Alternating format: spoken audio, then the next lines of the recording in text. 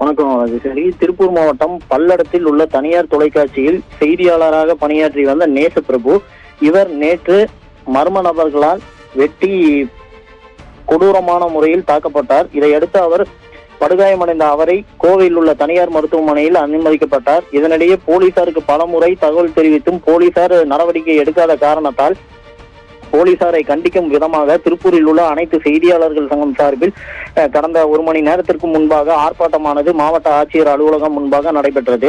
இதனிடையே திருப்பூர் மாவட்டம் பல்லடத்தில் உள்ள காவல் நிலையத்தில் வந்திருந்த கோவை மேற்கு மண்டல ஐஜி பவானீஸ்வரியா நேசப்பிரபுவை கொடூரமாக தாக்கிய வழக்கில் 2 குற்றவாளிகள் ஈரோடு மாவட்டத்தில் வைத்து கைது செய்யப்பட்டுள்ளதாகவும் விரைவில் மற்ற 7 பேரை பிடித்து விடுவோம் என்றும் தற்போது கைது செய்யப்பட்டுள்ள 2 பேர் பல்வேறு கொலை மற்றும் கொள்ளை வழக்குகளில் ஈடுபட்டவர்கள் என்றும் எனவே மற்ற குற்றவாளிகள் 7 பேரையும் கைது செய்த பின்னரே தற்போது கைது செய்யப்பட்டுள்ள 2 பேரின் விவரங்களை தெரிவிக்க கூடும் என தெரிவித்துள்ளார்.